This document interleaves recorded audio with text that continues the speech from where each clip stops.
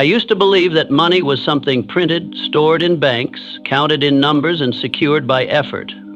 But then one day, an entirely unannounced day, a question emerged in my mind, gently yet powerfully.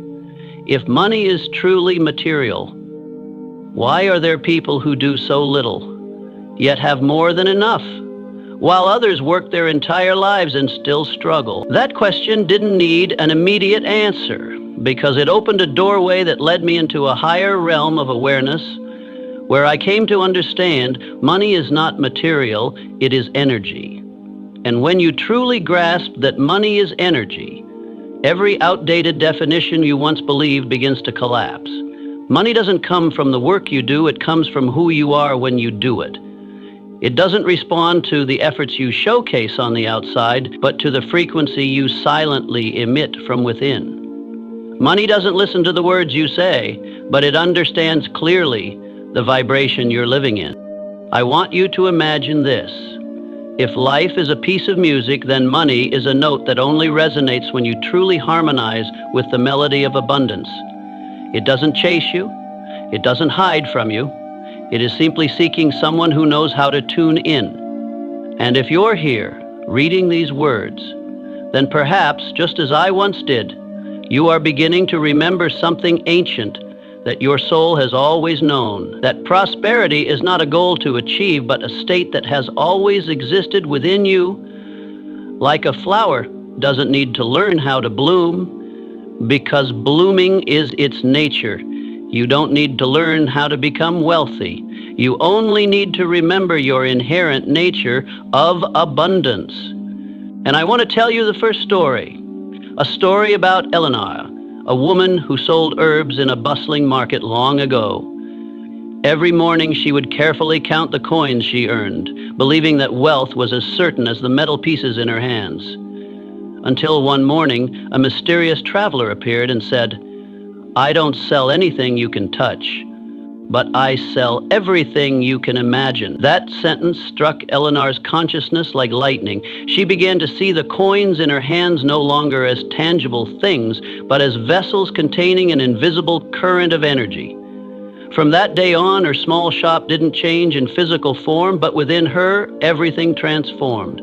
Her mind no longer fixated on lack, but began to resonate with abundance. And then, without extra effort, more customers came and money flowed in as naturally as water, simply because she no longer lived in the vibration of scarcity. You know, I was once like Harold, a humble mailman with a modest salary. He had nothing you'd call wealth if you looked at his bank account. But in his soul, Harold lived as someone who already had enough. He saw richness in the morning sunlight, in children's laughter, in the soft breeze brushing past as he walked down the street. Then one day he received an unexpected inheritance. But for Harold, it was merely the material manifestation of something he had long felt in his spirit. And those around him noticed Harold didn't change after acquiring money, because he already carried the energy of wealth before the physical arrived. I'm telling you these stories not to urge you to copy their actions, but to remind you of this. Money doesn't respond to effort. Money responds to frequency. It doesn't hear you say, "I need money," but it hears you loud and clear when your heart vibrates with the state of, "I am ready to receive." That is why the first thing I do every morning is not to check emails or list tasks, but to spend a few minutes in silence, close my eyes, and visualize money, not as paper or digits, but as a stream of golden light flowing toward me, gently, naturally, without force. I don't pull it. I don't chase it.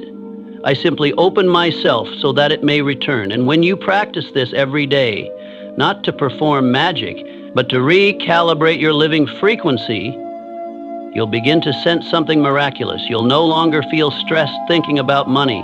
You'll stop shrinking inside every time you spend. You'll no longer envy the wealthy or feel ashamed of your financial state. Instead, you'll feel money coming to you in its own way, in harmony with the universe, because you've aligned yourself with it. I want you to try.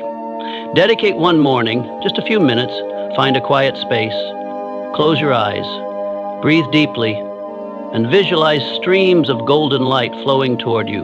No doubtful voices, no "is this even real" questions. Just breathe and feel as if that energy has always been flowing toward you, only waiting for you to open your heart to receive. Hold on to that image in your heart until your entire body feels expansive, like a natural conduit of prosperity, because in truth, you've never lacked anything. You only need to remember this: you are the very place that money wants to come home to. I used to believe that money was a stream flowing from the outside world, a place where people had to fight for it, hold on to it, and control it. But one day I looked back at myself and realized money doesn't flow in a straight line. It flows along the curve of belief. It doesn't respond to the hand you extend, but to the energy you emit. It quietly listens to you from within, and only then appears on the outside. And the miracle is, when you become truly silent, you can hear its call, like an ancient wave that has always been waiting for you to remember. Let me tell you the story of a girl named Clara, who once lived in the gentle hills outside a small village. Clara carried a heart full of gratitude, and that very heart became the magic wand that unlocked the flow of prosperity in her life. On a hot summer day, Clara passed by an old well that had been buried under the dust of time. As she gazed deeply into its clear waters, she noticed something strange. Every time her heart was filled with gratitude, the water gushed out powerfully, but the moment a flicker of worry or doubt entered her mind, the stream would pause, dripping hesitantly. That was when Clara realized something no one had ever taught her. Wealth didn't depend on external sources, but on the inner state of her being. I used to live as if the water would only flow when I performed well enough, worked hard enough, calculated carefully enough. But it turns out, wealth is like the water from a well. It flows in response to the signal you send from your emotions, not your logic. When you feel grateful, at ease, trusting, you open a channel and money finds its way to you, like water seeking a gap. But when you're tense, forceful, resistant, you shut that gate, and no matter how many opportunities exist outside, it remains a desert within, just like Walter, a merchant from the valley. He spent his life accumulating, calculating, counting every coin, building invisible walls around his money to protect it. But the more he tried to keep it, the more money slipped through his fingers like water through a clenched fist. In the end, only when he no longer had the strength to count, when illness forced him to lie still and entrust others, did the very thing he feared losing begin to flourish. His business, under the care of people he once didn't trust, began to blossom. The more he let go, the more money returned. I share this not to suggest you relinquish control, but to help you understand. There is a more subtle, deeper kind of control. It is the control over the energy you emit each day. You can hold your financial plans tightly, but if your mind is filled with fear, you are sending a message to the universe that says, "I don't believe money will come." And the universe, like a great mirror, does not judge, does not pity. It only reflects exactly what you radiate. It doesn't look at what you wish for. It looks at the belief you truly live with every day. What I've learned is that wealth doesn't require you to do more. It requires you to feel differently. When you view the world through the eyes of someone who is already abundant, you send out a signal of expansion. When you're grateful for a small cup of coffee, a cool breeze, a hug from a loved one, you are already living in the current of prosperity rather than waiting for it to arrive. Take a moment, breathe deeply, and ask yourself, what vibration am I living in? Are you feeling light, peaceful, confident that everything is unfolding in the best possible way? Or are you pushing money away with worry, comparison, and fear? The current of prosperity is always there, like an ancient stream running beneath the surface of awareness. You only need to dig deep enough into yourself to find it. One simple practice I keep every day, and perhaps you might want to try, is to imagine myself standing beside a stream of golden light.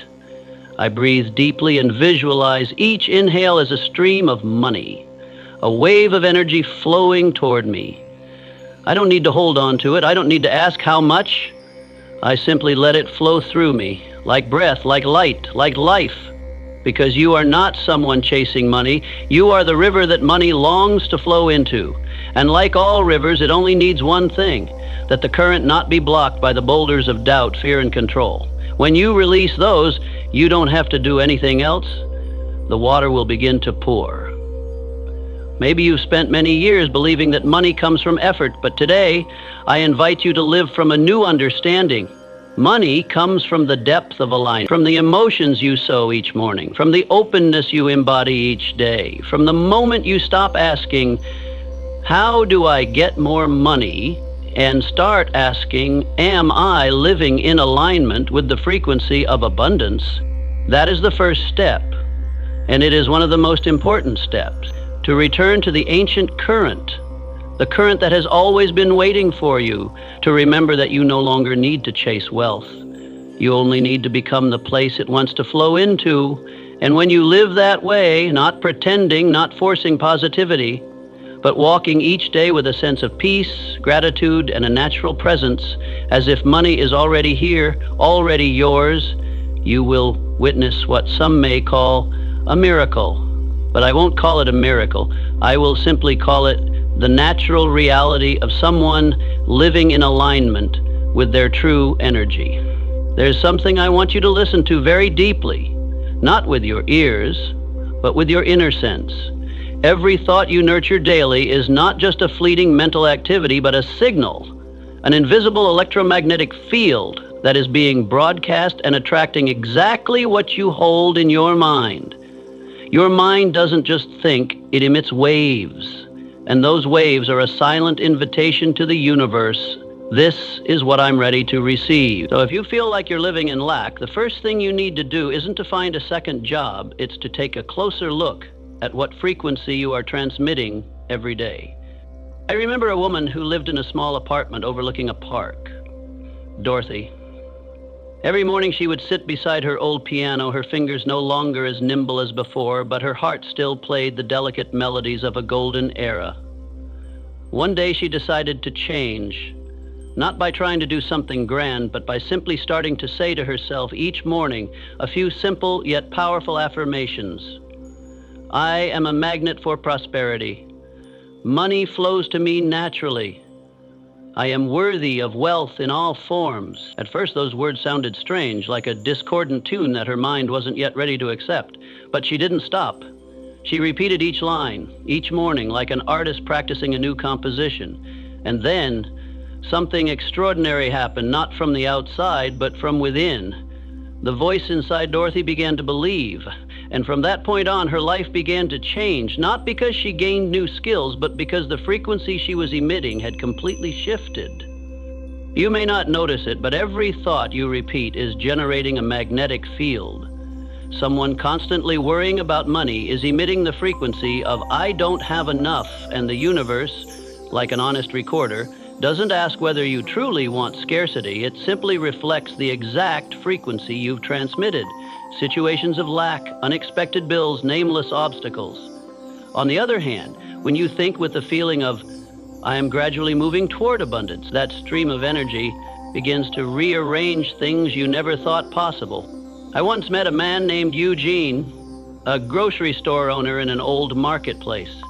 He constantly repeated things like, there aren't many customers, money is always tight, I don't know how much longer I can keep this up.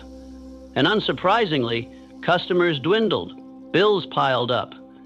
It wasn't because Eugene lacked talent, it was because he lived as if every door was already closed, and so the universe found no reason to open more. Everything only began to shift when a close friend of Eugene, someone who deeply understood the power of words, advised him to try doing the opposite. Though skeptical, Eugene began changing the words he spoke each day. My ideal customers are finding me. Money is coming from unexpected sources. I am worthy of prosperity. At first, nothing happened. But a few weeks later, something surprising occurred. An investor happened to visit the shop, fell in love with Eugene's specialty product, and decided to invest in expanding the brand. From there, more and more customers arrived, but the most important thing of all was that Eugene had truly changed his internal frequency. I share these stories not to make you think that simply saying a few positive phrases will change everything. No, I'm sharing because I want you to understand. Every word you choose, every thought you hold is broadcasting a vibration. And that very vibration determines your financial life, not your salary or the stock market. Imagine your mind as a signal transmitter. If you're constantly broadcasting lack, scarcity, I have to struggle to get by, you're attracting precisely those experiences. But if you tune your signal to the frequency of possibility, worthiness, and ease, then you begin to draw in things that may seem random, but are in fact the universe's response to your shift. I encourage you to try something simple. Every morning, write down 3 affirmations about money. But don't just write them like a to-do exercise. Write them as if you're generating waves. Say them aloud with conviction, as though you're calling something that already exists back into your life. For example, I allow money to come to me easily. I am a magnet for abundance. I live in the energy of wealth. Say those words the way Dorothy once did, not to convince anyone else, but to reprogram your own frequency. Because in truth, money doesn't know whether you're telling the truth or faking it. It only responds to the emotions you're holding on to. And if you persist in the practice, you'll begin to feel, not from your bank account, but from within, that you are transitioning from someone chasing money to someone broadcasting a signal that attracts it. When your mind changes, your reality begins to bend to match it. When you adjust the magnetic field within, your physical life has no choice but to respond. This isn't superstition, it's a law of energy. And you don't need to understand everything for it to work. You only need to begin tuning your thoughts, like a musician tuning their instrument before a performance. Then you'll see that each aligned vibration brings a new melody to your financial life. There are words we've heard since we were very young, and because we've heard them so often, we mistake them for truth. Money doesn't come easy. Rich people are usually not good people. Our family has never been well off. These phrases don't come from malice. They often come from those we love most, our parents, grandparents, teachers, people who themselves carry invisible wounds passed down through generations. And then, like an unnamed curse, these beliefs are repeated, handed down, and silently preserved until someone in the lineage stands up, stops, and says, enough. I don't know what beliefs about money you're carrying, but I do know one thing. If you've never questioned them, you're probably living inside someone else's belief system. Maybe it's your parents, maybe it's the mindset of an entire community or culture accustomed to the concept of lack with a mentality of having is already good. Don't dream too big. But not everything that's repeated is true. Some things were only true in the context in which previous generations lived, but are completely false when applied to you, someone living with a different mind and in a different era. I remember Frank, a master shoemaker, dedicated to his craft. Every pair of shoes he made was as beautiful as a work of art. But customers gradually dwindled. Though his skill never diminished, prosperity drifted further away. Every night he would sit alone by the oil lamp, repeating the words passed down by his father. Nothing in this life comes easy. To survive, you have to suffer. He believed those words as surely as he believed in the sun. And that very belief, not the market, not the product, choked his ability to grow. Frank wasn't poor because he lacked talent. He was poor because he carried a financial map that was outdated, written by his ancestors, and never once re-examined.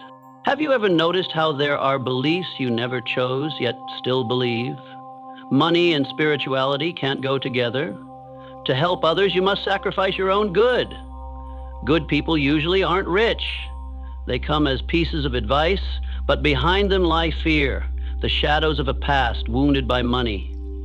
Perhaps your grandparents lost everything in a failed investment. Perhaps a relative was taken advantage of because of their kindness. And because they didn't want you to repeat the same pain, they passed on a fear of money disguised under the names of caution, contentment, and don't be greedy.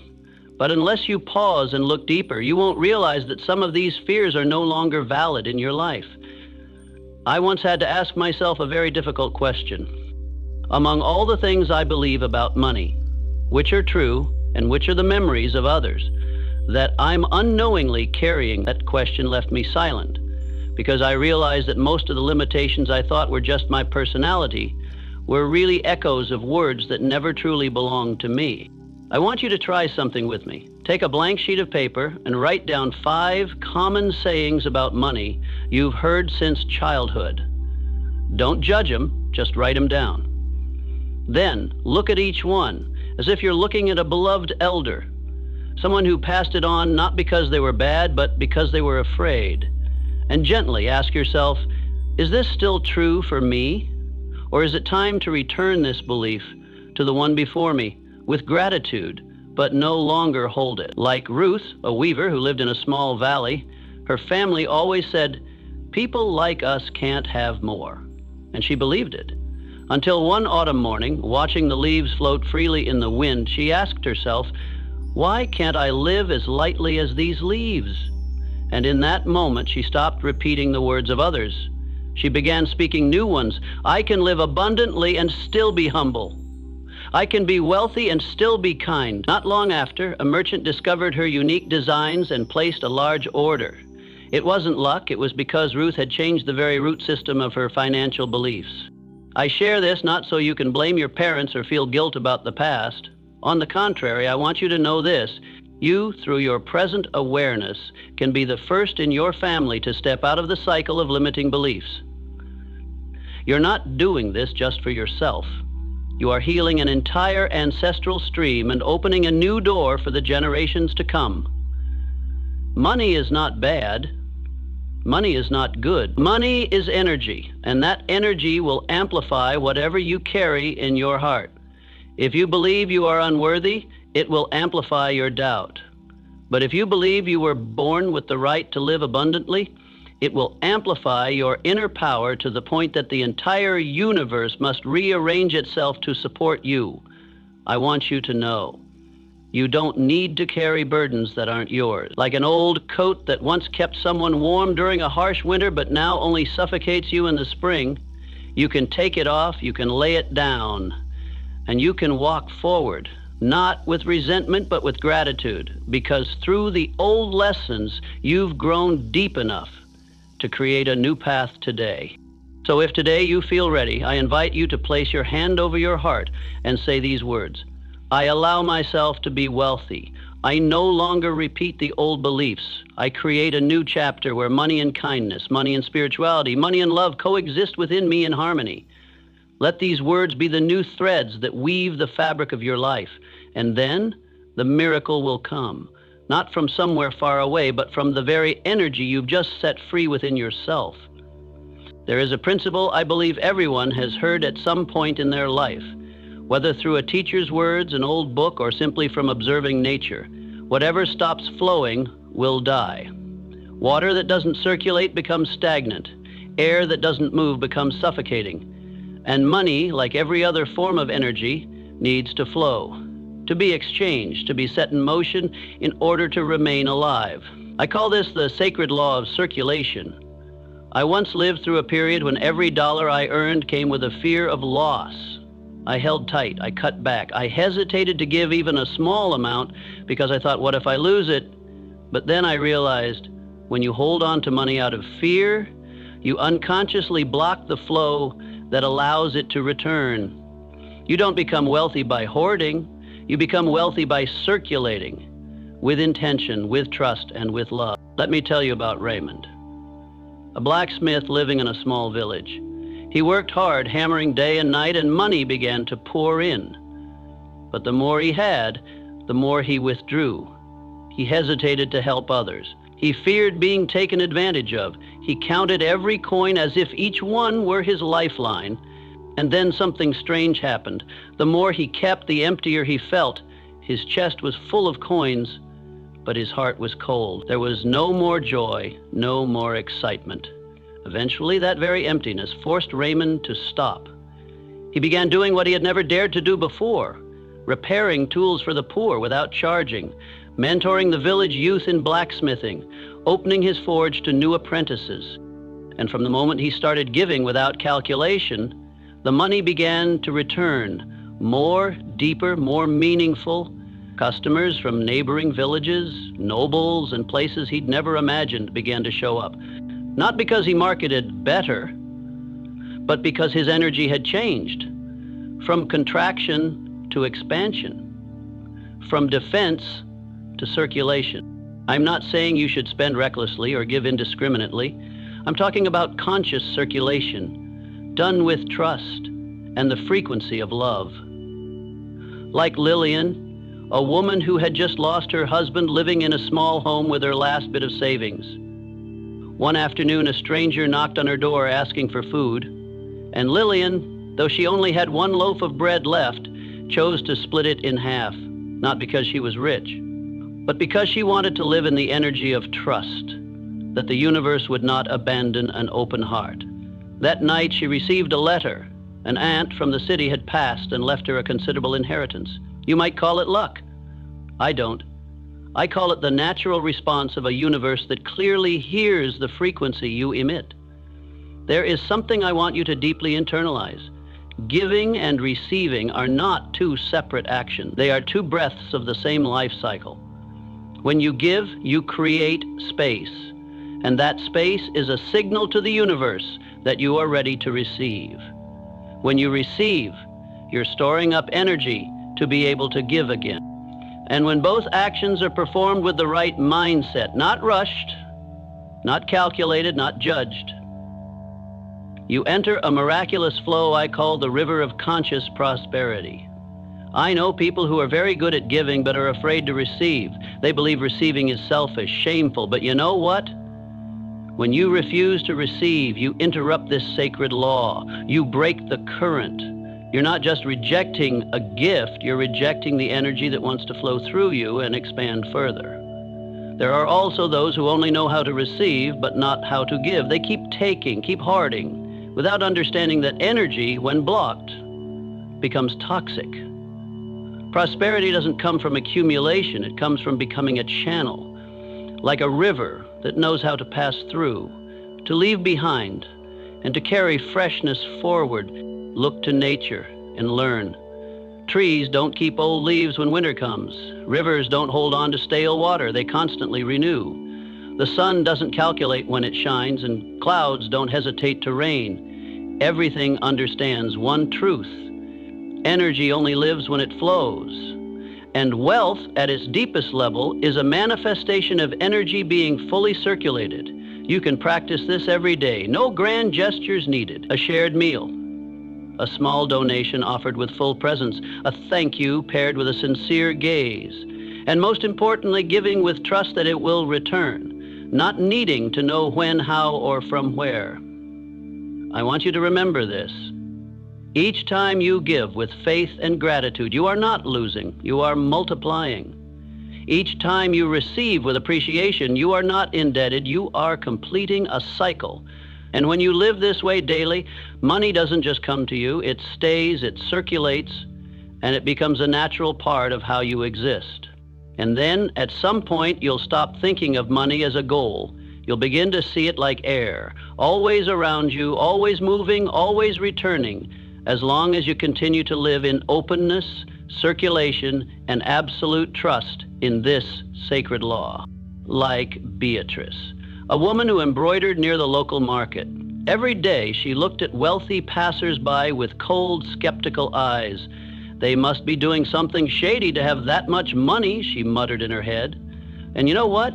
Over time she had fewer customers, fewer orders, less money. Not because she wasn't skilled, but because she was living in a vibration that rejected wealth, so money couldn't stay. You cannot attract what you secretly judge. Just as you can't befriend someone you're constantly suspicious of in your heart, or George, a man who used to believe he could never do well. Every morning he'd tell himself, if only I had more money, my life would be different.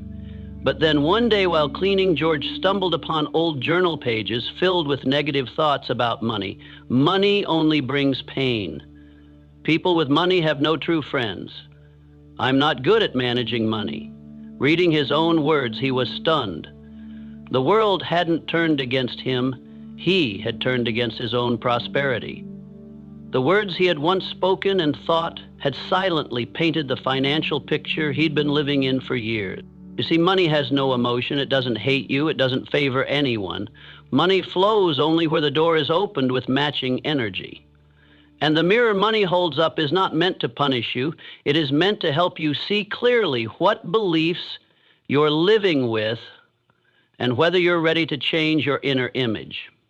If you constantly feel that you have to deserve money in order to receive it, ask yourself, who taught you that? If you struggle to accept a gift, a compliment, or a financial gesture, perhaps deep down you believe that everything must come with a price. But life doesn't function like a debt. It flows like energy. And you don't pay back energy. You simply learn to circulate it with gratitude and trust. I want you to try a small exercise. Very simple, but if done sincerely, it can shift a great deal. Take a piece of paper and write a letter to money. Yes, write to money as if it were a misunderstood friend. Pour out every honest feeling, how you once hated it, feared it would leave, felt ashamed when you didn't have it, felt guilty when you had more than others.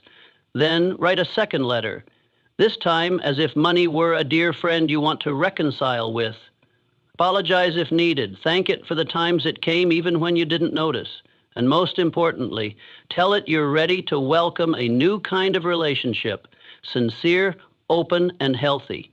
Because truly, money doesn't change who you are, it amplifies you. If you live in love, money will help you spread love. If you live in fear, money will magnify your fear. So the question isn't, how do I get more money? But rather, who am I when money arrives? And am I willing to become the version of myself that money feels safe to stay with? Money is a mirror, and you are the one shaping the reflection.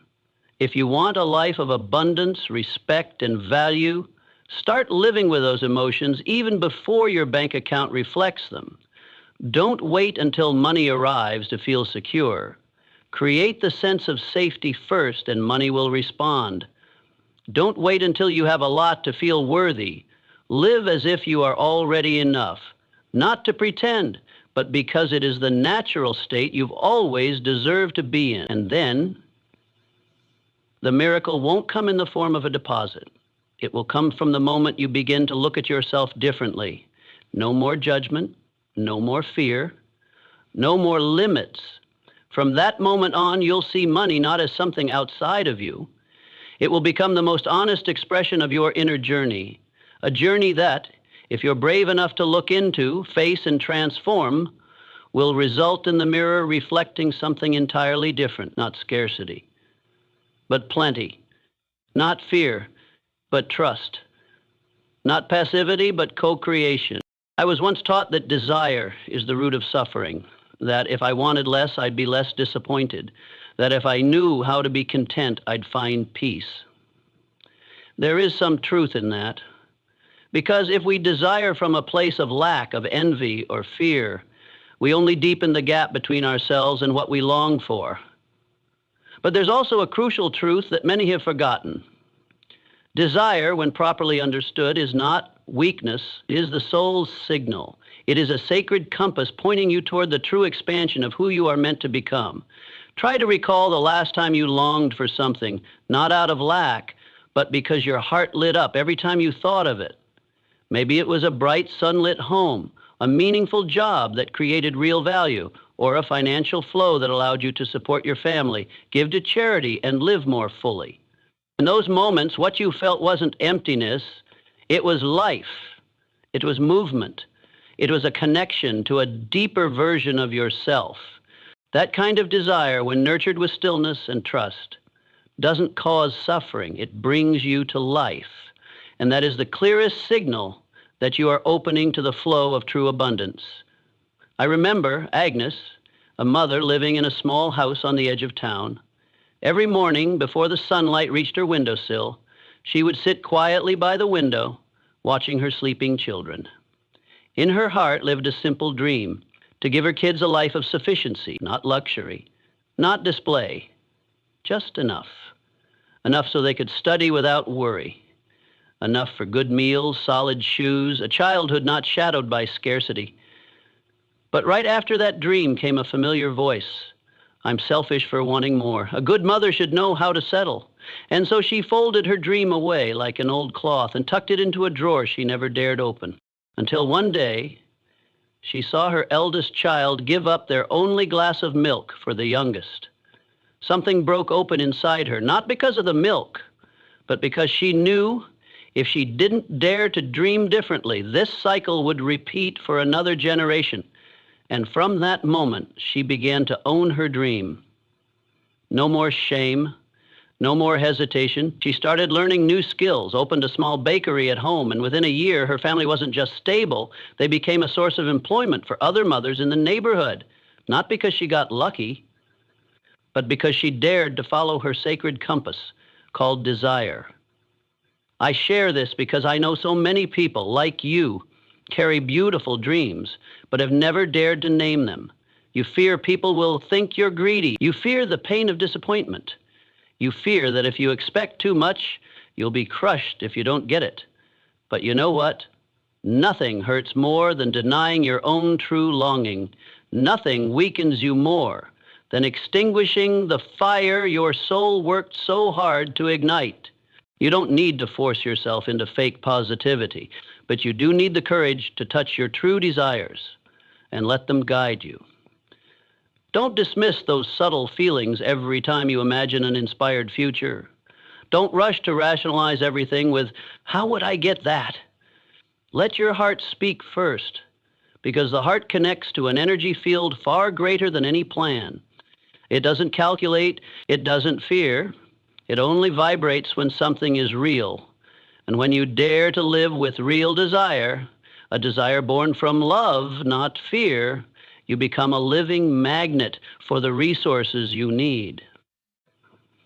It doesn't matter where you start or where you are right now. The universe always finds unexpected pathways to take you where you need to be if you are willing to hold the right emotion. Remember this: emotion is energy, and energy is money. You don't need to do more, work harder, or strive endlessly. You just need to be more honest with yourself, more open to what you truly want, and live each day as if it is already on its way, not out of force, but with openness and trust. Because in truth, you are not the one chasing money. You are the one money is trying to find. Through the emotions you radiate, through the desires you dare to live with, and if you still carry that flame, then you are never truly poor. You are standing before the door. The only thing left is to open your heart and walk through. There's a paradox I've come to realize after years of living and observing. When true wealth approaches, many people step back. They don't rush toward it. They don't open their arms to receive it. They hesitate, get confused, feel afraid, wondering whether they deserve it, whether it might be a trap, whether they'll be able to hold on to it. And just like that, at the very moment the door opens, they turn away, not because they don't want it, but because they're not ready to step through a door that leads to a new version of themselves. Did you know that the things you pray for, affirm, and visualize are gradually making their way toward you?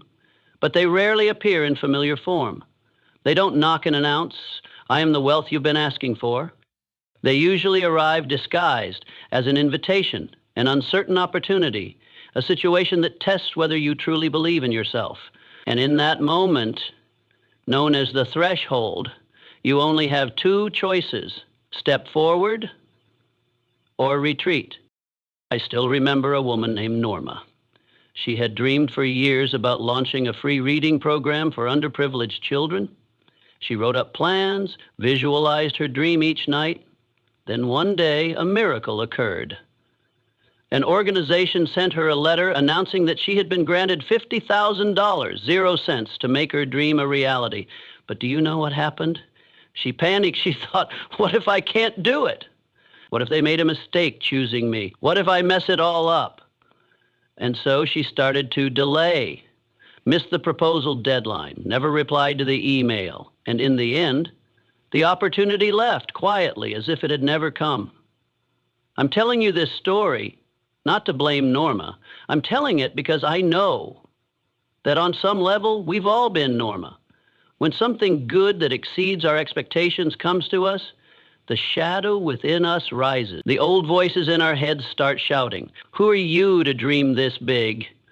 Don't get too full of yourself. You're going to screw it up." And so, even with the opportunity right in front of us, we turn away. Not because it's wrong, but because we're not used to living as someone who deserves it. Crossing the threshold isn't an external act. It's an inner transformation. It's when you no longer need anyone to confirm whether you're worthy. It's when you stop waiting for another sign, another permission slip, another ideal condition. It's when you look into yourself and say, I am ready. Samuel A. Healer, who used herbs, had lived his whole life with a gift he never dared to fully use. He treated people for free, but always refused any payment because he believed, I'm not good enough yet. Yet every night he lay awake, dreaming of opening a center to help those who couldn't afford treatment. Then one morning, after a very vivid dream, he looked in the mirror and said to himself, I am worthy. That day, he accepted payment for the first time. Within 6 months, opportunities poured in from everywhere. Not because he changed his skills, but because he changed his inner frequency. He crossed the threshold. And the universe responded. You need to understand this. The universe does not punish you, nor does it abandon you. It waits for you to step forward. It waits for you to dare to believe you are enough. And when you emit that vibration, the vibration of someone ready to receive, not begging, not avoiding, not shrinking, everything begins to happen. Not out of luck, but because you become a match for what you once prayed for. I know, the threshold is not easy to cross. It's the place where you feel both close to your dream and terrified of losing it. It's the place where you feel elated but also confused. It's where the old part of you screams to hold you back and the new part whispers, go! But if you cross it, even once, you will no longer see yourself as an outsider, a spectator. You become the one who moves things forward, the one who crosses the line, the one who lives the way they've long dreamed of. So if today something is knocking on your life's door, a new invitation, an unexpected project, an opportunity you never imagined, don't rush to ask, am I worthy? Instead, ask, do I have the courage to live as the person I truly want to become? Because wealth doesn't come to pamper you. It comes to lift you into a new level of existence. And that level requires only one thing, willingness. Not perfection, not absolute certainty. Just your willingness to step forward, willingness to receive, willingness to learn how to live as someone who says, I am no longer the one who only dreams. I am the one who lives in what I once dreamed of. Remember, the threshold only opens to those still enough to recognize it and brave enough to step through. And you, if you've read these final lines, perhaps it is time to stop waiting and begin stepping forward. If you've ever stared at the cold numbers in your bank account, spent sleepless nights wondering how you'll pay the bills this month, or felt like life was tightening its grip around your neck with financial pressure, then I want you to pause for a moment and hear this. Financial hardship is not just a material problem. It is a spiritual lesson. And like every spiritual lesson, if you are awake enough, you can not only survive it, but transform it at the root through your own energy and awareness. I'm not denying reality. I know there are times when we need money to pay bills, raise children, and keep life going. But I also know something deeper. Prolonged scarcity is not because you're not capable. It's because you haven't yet learned how to master the energy that's creating that situation. You may have learned how to make money, But now it's time to learn how to direct your inner energy, the place where all true money flow begins. Imagine your mind as a laboratory, where every thought, emotion, and belief is mixing together to create the type of financial fuel you send out into the world each day. When you're afraid, you emit a chaotic energy that clouds every solution.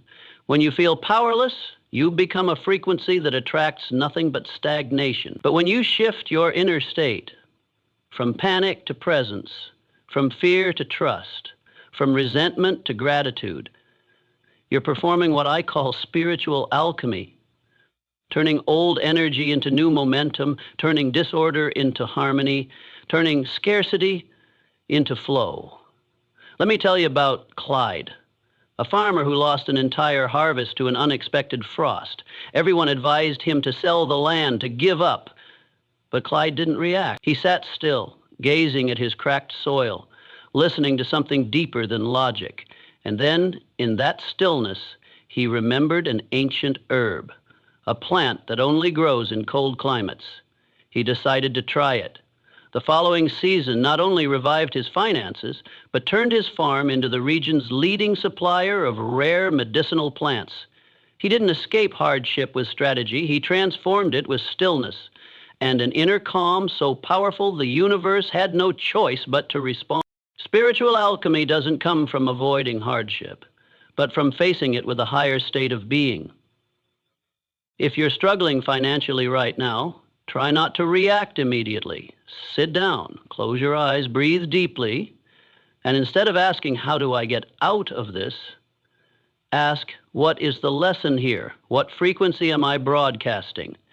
Am I emotionally tied to something that's feeding this stagnation? That is when true transformation begins. I know some people will say awareness doesn't pay the bills, and I agree. Awareness isn't a magic wand, but you must understand your current financial reality is the result of the energetic state you've lived in over time, and if you don't change that route, even if you make money today, it will slip away. The miracle doesn't lie in the number. It lies in you becoming someone who can hold it, grow it, and share it with a healthy, stable energy from within. You can begin with a very simple practice I call financial energy transmutation. Every morning, spend 5 minutes doing nothing but sitting upright, hands placed over your heart, and visualize a golden light streaming from the universe into the crown of your head, flowing through your body and filling your lower belly. The energy center associated with financial safety. Breathe deeply and imagine every cell in your body bathing in that light. Then whisper, I do not resist hardship. I listen to it, and I am transforming it into strength. Do not underestimate this practice. It's not just imagination. It's how you retrain your nervous system to believe, I am safe, I am supported, I am not alone.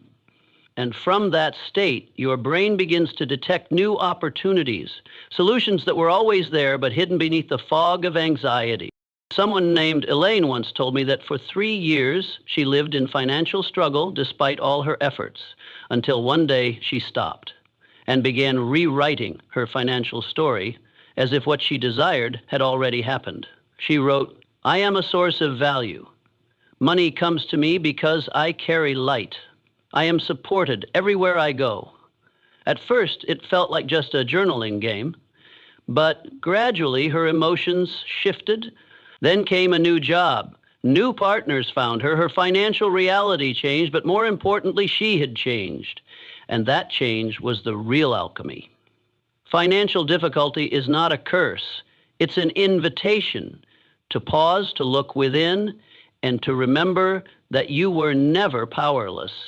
You simply forgot that you have access to a higher frequency, and from that frequency, not only can you solve the present issue, you can rewrite your next chapter with an entirely new state of being. So next time money feels tight, instead of clenching, open.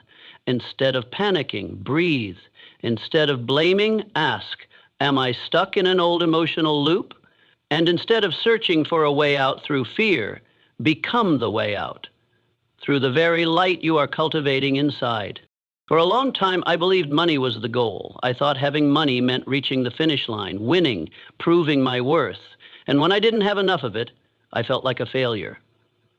I pushed harder, sacrificed more, gave up so much just to earn that fleeting feeling of being more valuable whenever the bank balance went up. But when the money started coming in, I thought I'd feel relieved, free, at peace. I didn't. Instead, the emptiness grew louder. I didn't understand why. It wasn't until much later that I realized the problem wasn't how much money I had. It was how I viewed the role of money in my life. I had treated it as the destination, when in truth it was only the vehicle. Money is not the goal. Money is the means. It's not the destination. It's the road that helps you reach something deeper, the thing that makes your heart come alive, that nourishes your soul, that turns your life into something whole and meaningful. When you truly understand this, you start to free yourself from the blind race against yourself. You stop asking, how can I have more, and start asking, where do I truly want to go, and how can money serve something bigger than myself? I once met a man named Arthur. He used to count his money obsessively for years. He was afraid of losing it, afraid of not having enough, afraid of what tomorrow might bring. But then his younger sister became seriously ill, and he had to spend all his savings on her medical care. He thought he would fall apart. But unexpectedly, in the moment he used his money for something greater than his own fear, something inside him was released. And just a few weeks later, an old business partner reached out with a new opportunity, one that brought in far more than he had spent, not because he became a better strategist, but because his energy had changed from fear-driven contraction to love-filled expansion. And the universe always favors paths led by the heart. Money is energy, but that energy has no mind of its own. It follows the direction you give it. If you lead with greed, money becomes a burden. If you lead with scarcity, money will never feel enough. But if you lead with a sense of purpose, with gratitude, with a desire to contribute, then money becomes a magical vehicle, graciously sent by the universe as a natural resource. No need to fight for it, no need to prove anything. You only need to be clear. What are you truly here to serve? I once knew a woman named Lena, retired, living simply, spending each day teaching neighborhood children for free. She didn't charge tuition. She didn't do it for money. She did it for the sparkle in a child's eyes when they understood a difficult math problem, for the smile on a parent's face when they saw their child improve.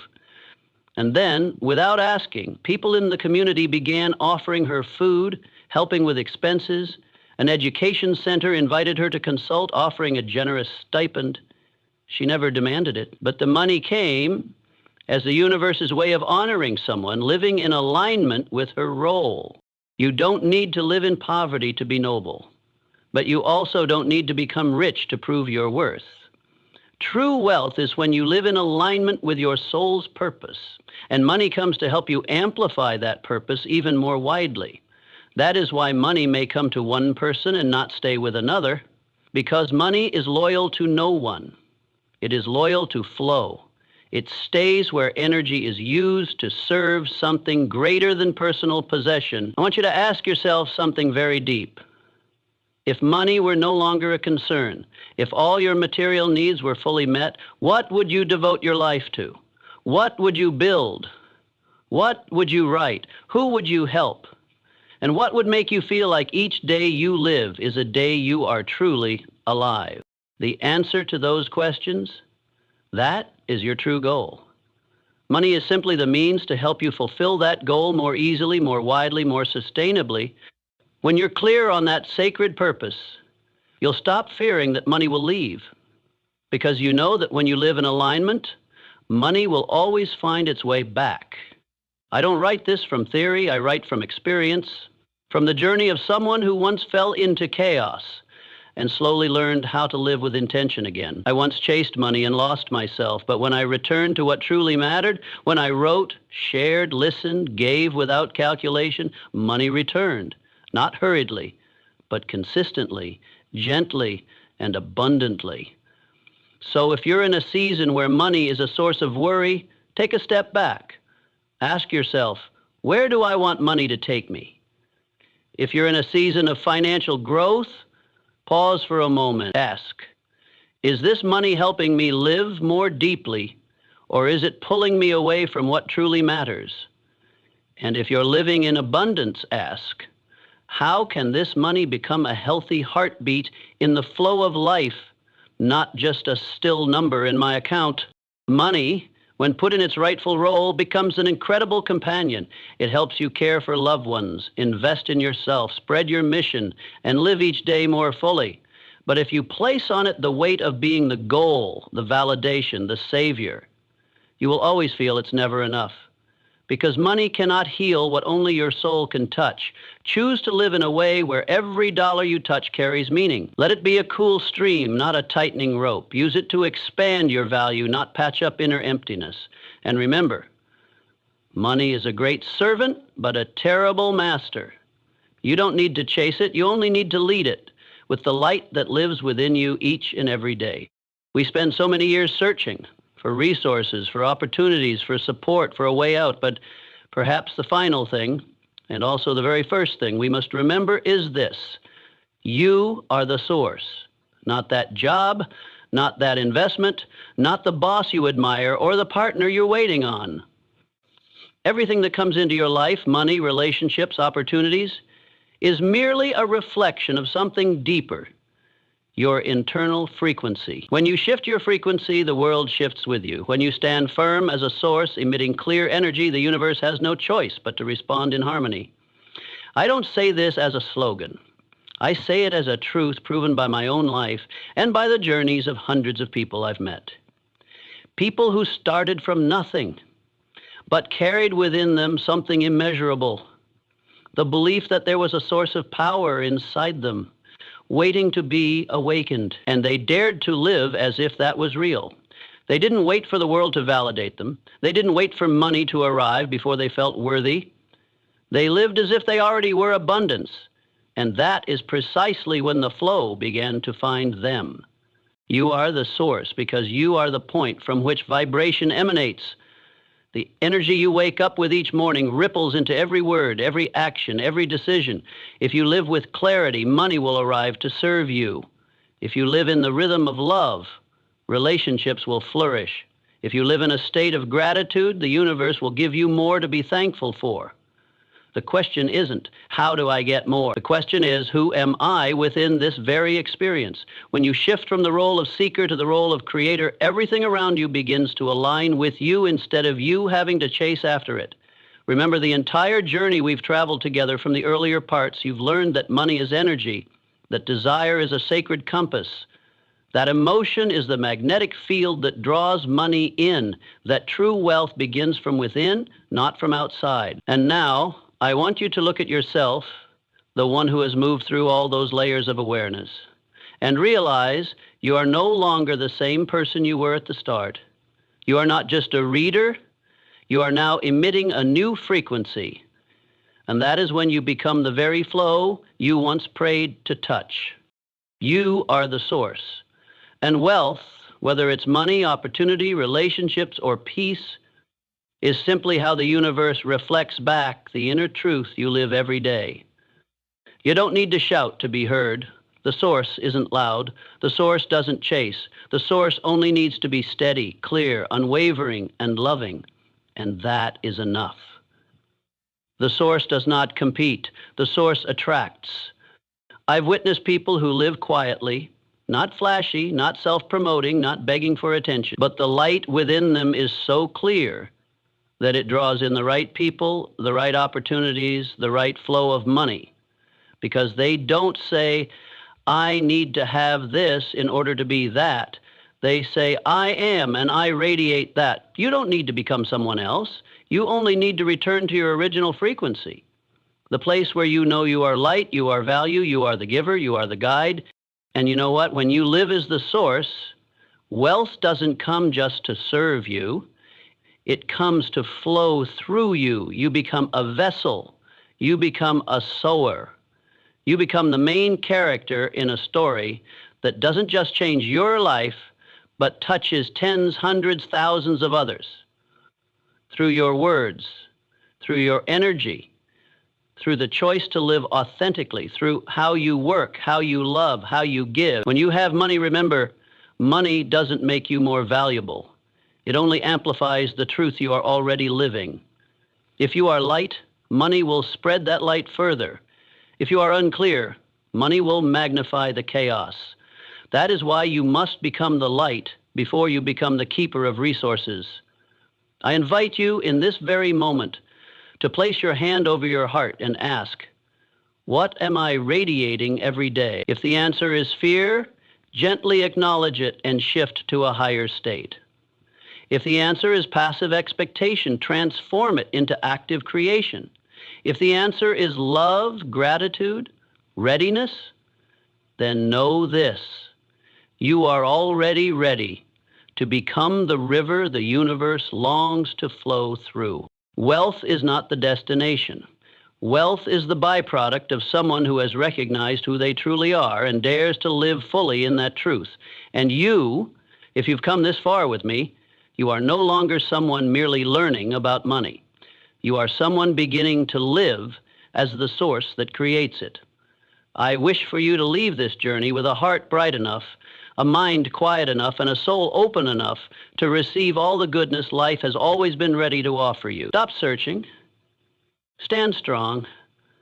Radiate. Live as the source. And let the world know true light does not come from outside. It comes from within you every single day.